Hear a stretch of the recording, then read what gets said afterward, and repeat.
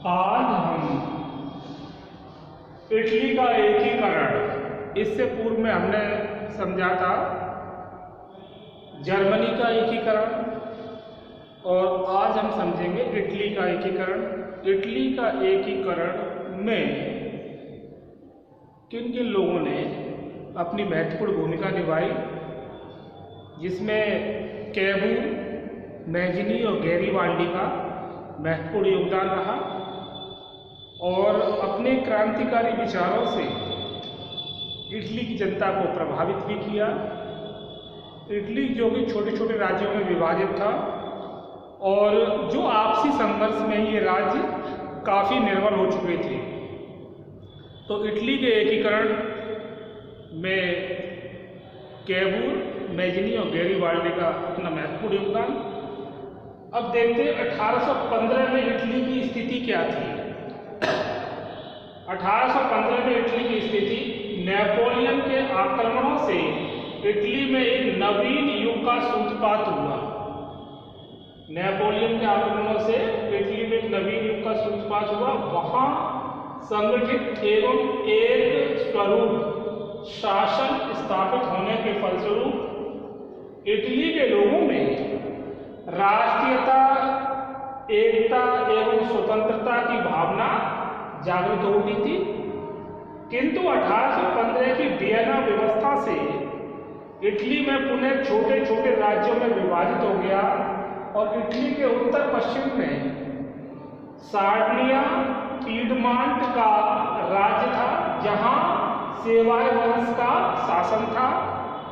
उसके उत्तर पूर्व में लोम्बार्डी और वेनेशिया के प्रदेश थे, जिन पर ऑस्ट्रिया का आधिपत्य था। पर्मा, मोडेना, टस्कनी राज्य स्वतंत्र थे, और इटली के लोग क्रांति जनित विचारधारा से प्रभावित थे। तो ये थी इटली की 1815 में इटली की स्थिति यानी कंडीशन। अब देखते हैं कि इटली के एकीकरण में कौन कौन सी बाधाएं थी। तो इटली के एकीकरण में बाधाएं, इटली के उत्तरी भाग में ऑस्ट्रिया का प्रबल प्रभुत्व, पर्मा, मोडेना तथा टस्कनी में ऑस्ट्रिया के हैब्सबर्ग का संबंधी तथा मित्र शासन करते थे। यानी टस्कनी में ऑस्ट्रिया के हैब्सबर्ग वंश के संबंधी, हैब्सबर्ग वर्ग के संबंधी क्या करते थे तथा मित्र शासन करते थे। नेपल्स और सिसिली में बूरो वंश का शासन था। छोटे छोटे राज्य ऑस्ट्रिया से प्रभावित थे। ऑस्ट्रिया का चांसलर मेटरनिक, जो ऑस्ट्रिया का चांसलर जो था मेटरनिक, जो प्रतिक्रियावादी नीति का समर्थक था, और मेटरनिक की प्रतिक्रियावादी नीति ने भी काफी विपरीत परिस्थितियों को उत्पन्न किया। तो मेटरनिक राष्ट्रीयता और उदारता का कट्टर शत्रु था। मेटरनिक कभी नहीं चाहता था कि राष्ट्रीयता और उदारता को बढ़ावा मिले, क्योंकि वह प्रतिक्रियावादी नीति में ज्यादा विश्वास रखता था, और उसने राष्ट्रीयता और उदारता का विरोधी रहा, जिससे जब इटली के लिए एक समस्या उत्पन्न थी। प्रतिक्रियावादी विदेशी प्रभुत्व इटली के एकीकरण के मार्ग में कठिनाई थी, जिसके कारण इटली का जो एकीकरण होना था उसके बाद में कठिनाई थी। किसकी? विदेश नीति, प्रतिक्रियावादी नीति मेटरनिक की। इटली में प्रांतीयता के कारण छूट फैली हुई थी, और पोप का राज्य धार्मिक बाधा के रूप में था। तो ये इटली की जो समस्याएं थी, एक तो मेटरनिक, दूसरा प्रांतीयता के कारण छूट फैलना इटली के अंदर, और पोप का राज्य धार्मिक बाधा के रूप में उपस्थित था। क्योंकि पोप जो थे वो अपने निजी विचारों का प्रचार प्रसार कर रहे थे, अपना लाभ देख रहे थे, उन्हें राष्ट्रीयता से कोई मतलब नहीं, जिससे कि इटली के एकीकरण में बाधाएं उत्पन्न हो रही थी। अब एकीकरण का प्रयास, इटली के एकीकरण का क्या प्रयास? विभिन्न बाधाओं के बावजूद इटली के कुछ देशभक्तों ने स्वतंत्रता प्राप्ति के लिए प्रयास किया और इटली में अनेक गुप्त संस्थाओं की स्थापना हुई। मतलब जो देशभक्त जैसे कैमूर, गैरिबाल्डी, मैज़नी, ऐसे लोग, इस विचारधारा के लोगों ने क्या किया कि देश में गुप्त संस्थाओं की स्थापना की, जिनमें कार्बोनरी संस्था प्रमुख थी। इस संस्था का केंद्र नेपिल्स में था। जो कार्बोनरी संस्था थी ये एक तरह से महत्वपूर्ण संस्था मानी जा सकती है और बाद में इस संस्था का काफी प्रभाव रहा और इसका जो केंद्र था वो कहाँ था? नेपिल्स में, तथा इसकी शाखाएं समस्त इटली में फैली हुई थी और इसकी जो ब्रांच थी वो समस्त इटली में फैली हुई थी, जिससे कि लोगों को यदि उनकी समस्याओं को कम किया जा सके। इस संस्था में सभी वर्ग के लोग शामिल थे। ऐसा नहीं था कि कार्बोनरी संस्था जो थी उसमें किसी एक विशिष्ट वर्ग के लोग शामिल रहे हों। इसमें सभी वर्ग के लोग शामिल थे, जिससे कि लोग संतुष्ट भी थे कि सभी का उनका प्रतिनिधित्व हो रहा है। 1831 तक इटली का स्वतंत्रता संग्राम चलता रहा।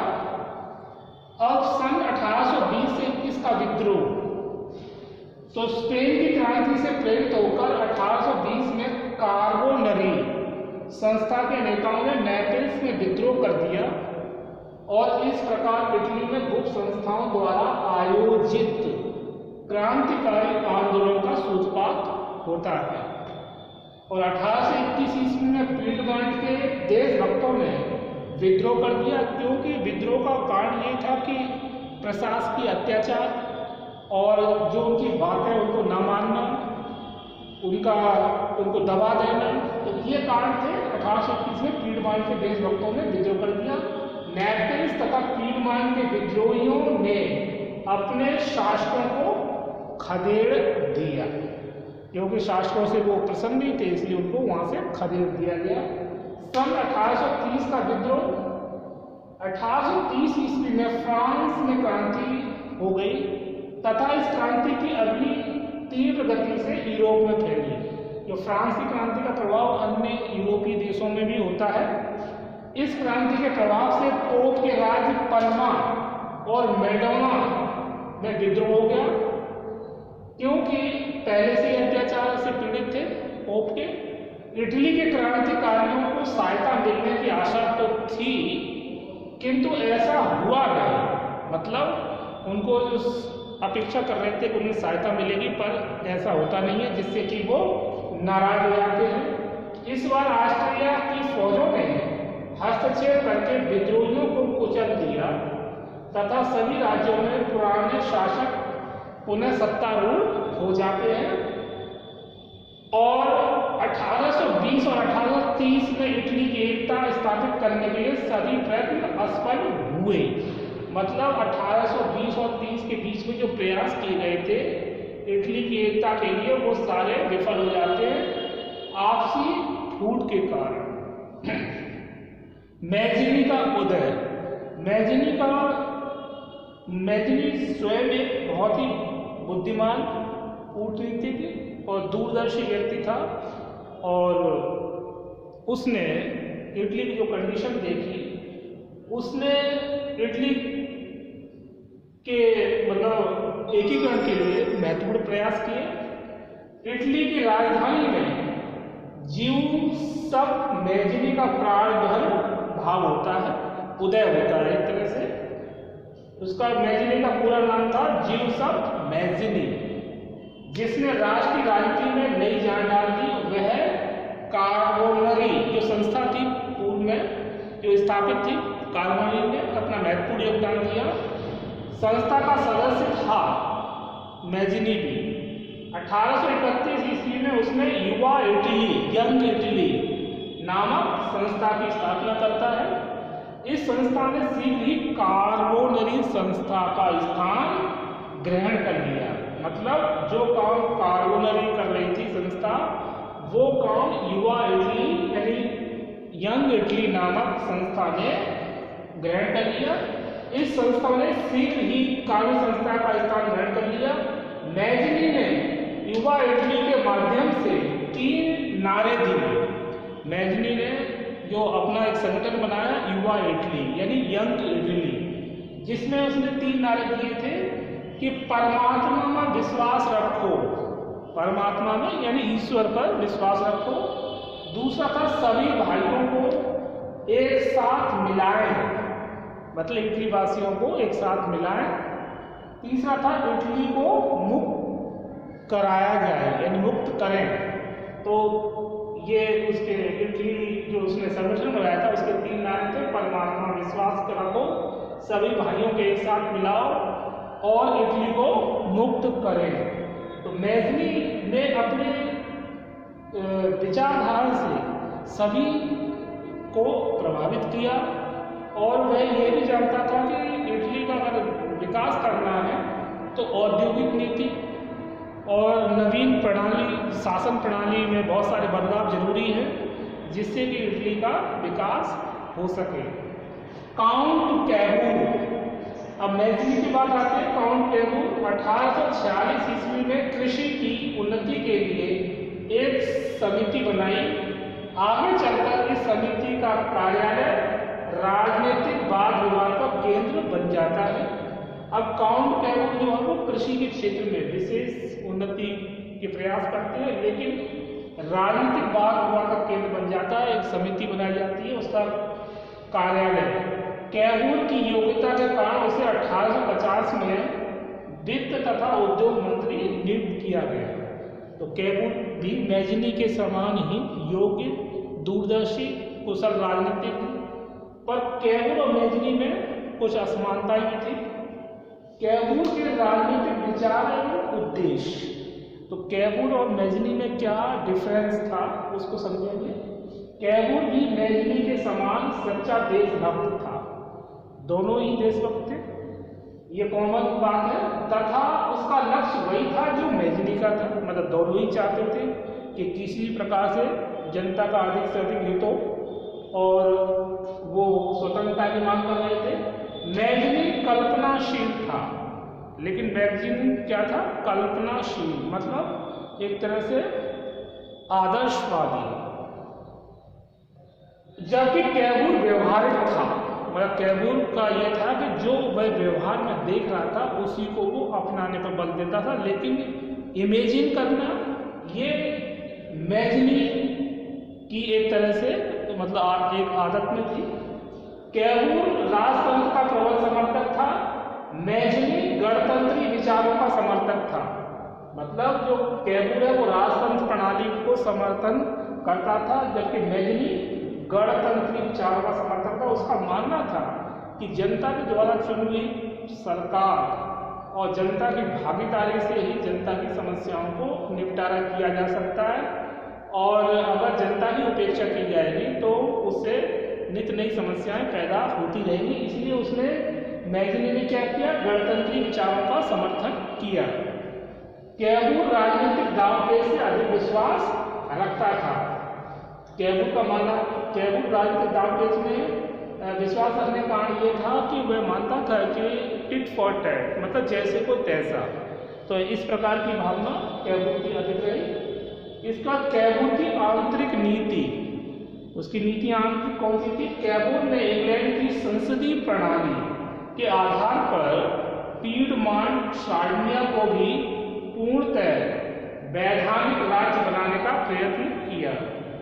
उसने स्वशासी संस्थाओं को प्रोत्साहन दिया।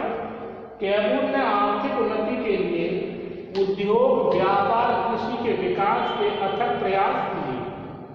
क्यों किए कैबूल ने आर्थिक उन्नति के लिए? क्यों? वो उद्योगों की और व्यापार की उन्नति से ही जो है वो इटली की स्थिति को अधिक सुधारा जा सकता है, उत्पादन बढ़ाया जा सकता है, इससे विदेशी मुद्रा भी प्राप्त की जा सकती है, निर्यात आयात निर्यात को बढ़ाया जा सकता है। कृषि के विकास से किसानों की दशा में सुधार होगा और किसानों की जो आर्थिक विपन्नता उसमें भी सुधार होगा, और कृषि संबंधी जो समस्याएं हैं, सिंचाई की, बुवाई की और कृषि की अन्य जो अकाल की स्थिति में कृषियों में भी दुर्दशा उसको सुधारना, ये कैबूल का प्रमुख उद्देश्य रहा। उसने मुक्त व्यापार की नीति के आधार पर पड़ोसी राज्यों से भी व्यापारिक संधियां की थी। मुक्त व्यापार यानी ज़्यादा टैक्स न लगे और अधिक करों से क्या है बोझ पड़ता है व्यापार पे, इसलिए उसने मुक्त व्यापार की नीति को बढ़ावा दिया और पड़ोसी राज्यों से उन्होंने संधियां भी की। कैबूल के प्रयासों से पीडमान एक सशक्त मजबूत राष्ट्र बन गया था। ठीक है, कैबूल में ये प्रयास किया तो उसे पीडमान एक सशक्त राज्य बन जाता है, राष्ट्र। कैबूल की विदेश नीति, फॉरेन पॉलिसी फॉर कैबूल ने क्या विदेश नीति अपनाई कैबूल ने, उसकी फॉरेन पॉलिसी क्या थी? कैबूल की विदेश नीति का मूल उद्देश्य ऑस्ट्रिया के प्रभुत्व से मुक्त होना था। जो ऑस्ट्रिया का प्रभुत्व बना हुआ था उससे क्या मुक्ति पाना था, तथा पीडमान के शासन की अध्यक्षता में उसे संगठित करना था। कैबूल ने विदेश नीति के क्षेत्र में निम्नलिखित कार्य किए। कौन कौन से? जैसे कि क्रीमिया का युद्ध और कैबूल। तो विदेश नीति में ये इसका प्रमुख उद्देश्य था कि ऑस्ट्रिया के प्रभुत्व से किसी भी प्रकार से मुक्त हुआ जाए। और विदेश नीति में उसके जो निम्नलिखित कार्यों में एक कार्य हम देखते हैं, क्रीमिया का युद्ध और कैबूल।